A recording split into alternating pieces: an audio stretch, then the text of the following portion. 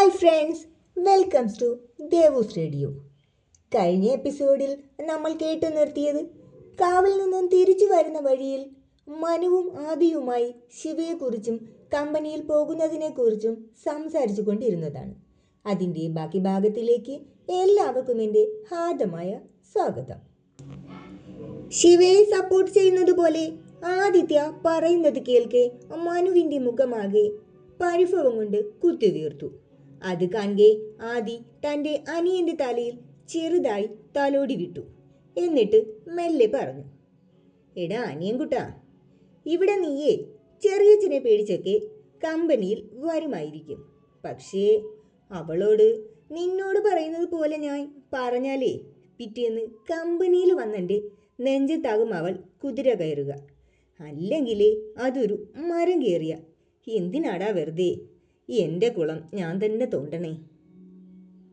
അത് കേൾക്കെ മനു ചിരിച്ചുപോയി.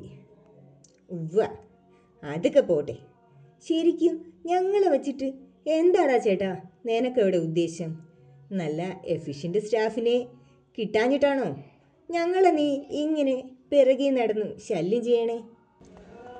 ഒരുമാതിരി ചുഴുങ്ങി നോക്കി ചോദിക്കുന്ന തൻ്റെ അനിയനെ നോക്കി ആദിത്യ കണ്ണുരുട്ടി. ടാ, നാണമുണ്ടടാ നിനക്ക്? നിന്റെ കൂടെ കമ്പനിയല്ലേ അത്? ഏവനേലും വന്നൊക്കെ ജോലി ചെയ്താൽ മതിയോ? അതിൻ്റെ പ്രോസസ്സിങ് കാര്യങ്ങൾ എല്ലാം തന്നെ നിനക്ക് മനസ്സിലാക്കണ്ടേ? ആദിത്യ സ്ഥിരം ബിസിനസ് ലെവലിലേക്ക് മാറിയപ്പോൾ മനു പതിയെ കുറുമ്പനായി. മെല്ലെ ആദിയുടെ തോളിൽ ചുരണ്ടിക്കൊണ്ടവൻ ചോദിച്ചു, അതേ മനുഷ്യ, അതൊക്കെ നോക്കാനേ നിങ്ങളില്ലേ? നിങ്ങളല്ലേ എൻ്റെ ചേട്ടൻ? പിന്നെ എൻ്റെ സ്വന്തം തന്ത പിശുക്കുരവിയില്ലേ? പിന്നെയോ എൻ്റെ സ്വന്തം വലിയച്ഛൻ ശങ്കറുമില്ലേ? ഇതിനൊക്കെ പുറമേ എൻ്റെ വലിയമ്മ തീർത്ഥയില്ലേ? എന്നിട്ട് എന്തിനാടാ ഞാനും കൂടി വരുന്നേ? ഞാനിങ്ങനെ അടിച്ചു പൊളിച്ച് നടക്കട്ടെന്നേ. ഉടായിപ്പ് പോലെ കുറുമ്പും കാട്ടി തൻ്റെ അനിയൻ മനുജിത്ത് നിന്ന് കുണുങ്ങുന്നത് കാണെ ആദിത്യ അവൻ്റെ ചെവി തന്നെ പിടിച്ചു കിഴുക്കി വിട്ടുകൊണ്ട് പറഞ്ഞു, ഡാടാ, അവരൊന്നും നീയല്ലല്ലോ. നീയേ നിന്റെ കാര്യം ചെയ്. അവരൊക്കെ അവരുടേതായ ജോലികൾ അങ്ങ് ചെയ്തോളും. അവൻ്റെ ഓരോ ഉടായിപ്പേ. അതോടെ മനു വേദന കൊണ്ട് അലറി, ആ പിടിവിട് മനുഷ്യ, പിടിവിട് എൻ്റെ ചെവി. പതിയെ ആദി അവൻ്റെ ചെവിയിൽ നിന്നും കൈവിട്ടു. അതോടെ പിണങ്ങിക്കൊണ്ടവൻ മറുപടിയും ആദിക്കായി കൊടുത്തു. ഓ, ഉത്തരവ്. എന്നാ പിന്നെ എന്നെ പോട്ടെ. ശിവയെ നിങ്ങൾ എന്തിനാ മനുഷ്യ ഇതിലേക്ക് വലിച്ചിട്ട്? അവളിലും സമാധാനമായിട്ട് നിൽക്കൂലായിരുന്നു?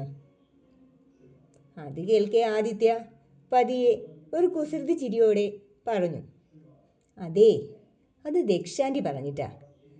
അവൾ കുറച്ചു നാളം എൻ്റെ കൂടെ നിൽക്കട്ടെ എന്ന്. ആദ്യ ദക്ഷാന്റി എന്നൊക്കെ പറയുന്നത് കേൾക്കെ ഇങ്ങനെയും ടിസ്റ്റോ എന്നതുപോലെ മനുവിൻ്റെ കണ്ണുകൾ രണ്ടു മിഴിഞ്ഞു. എന്നിട്ട് അവൻ പതിയെ പറഞ്ഞു, ആ അവരുടെ ആവശ്യമല്ലേ? അപ്പോൾ പിന്നെ ഉറപ്പായും ശിവ കമ്പനിയിലേക്ക് തന്നെ വന്നോളും. ഒരു തരത്തിലും അവളോട് നോ എന്നും പറയാൻ ആൻറ്റി ഒട്ടും സമ്മതിക്കില്ല. സ്ട്രിക്റ്റ് ആകേണ്ട സമയം ആൻറ്റി ഭയങ്കര സ്ട്രിക്റ്റാണ്. ഒരുമാതിരി കാർക്കോടക സ്വഭാവം, അല്ലെങ്കിൽ ഫുൾ ബൈബ. അതാ എനിക്ക് ആൻറ്റി ഒരു വലിയ ഇഷ്ടം. മനുവിൻ്റെ വൈബെന്ന് പറഞ്ഞുള്ള തുള്ളൽ കാണെ ആദ്യം അവനെ സൂക്ഷിച്ച് നോക്കി. എന്നിട്ട് കടുപ്പത്തിൽ തന്നെ പറഞ്ഞു, ആ വന്നിട്ട് എനിക്കിട്ടൊന്നും പണിയെ നിൽക്കരുത് രണ്ടും. മര്യാദയ്ക്ക് തന്നെ നിന്നോണം അവിടെ. ഇല്ലെങ്കിൽ എന്നെ ശരിക്കും അറിയാമല്ലോ എൻ്റെ അനിയൻകുട്ടന്.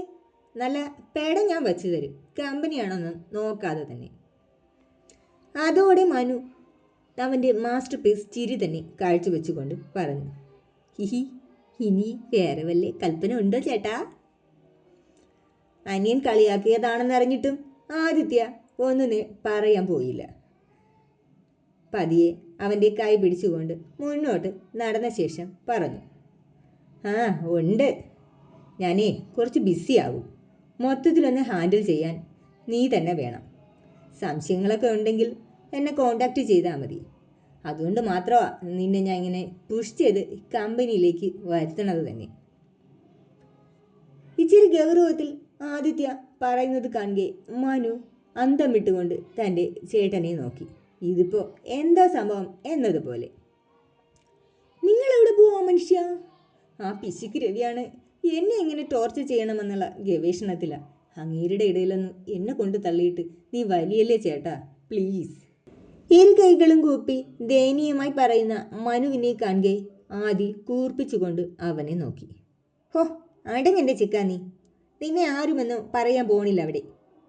എൻ്റെ PA ശ്രദ്ധ ഉണ്ടാകുമല്ലോ എല്ലാത്തിനും.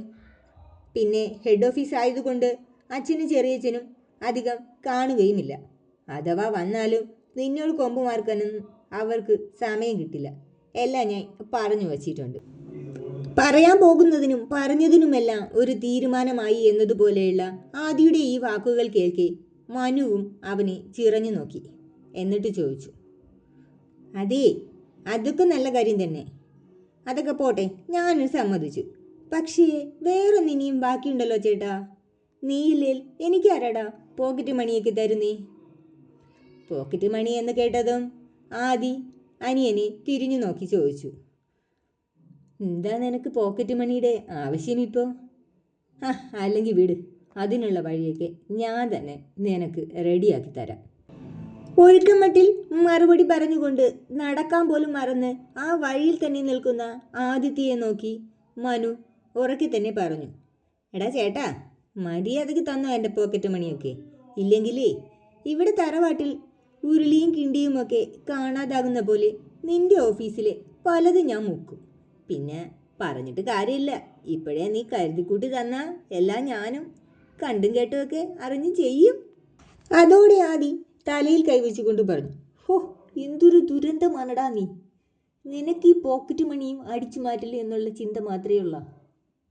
അതോടെ മനു ചുണ്ടുകൊട്ടിക്കൊണ്ട് പറഞ്ഞു, നിന്റെ അച്ഛനെ ശങ്കർദാസ് ആയിപ്പോയി.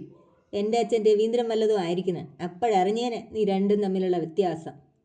നിനക്ക് എന്തരറിയാം ഞാൻ ഇവിടെ കിടന്ന് പെടാപ്പാട് പെടുന്നേ.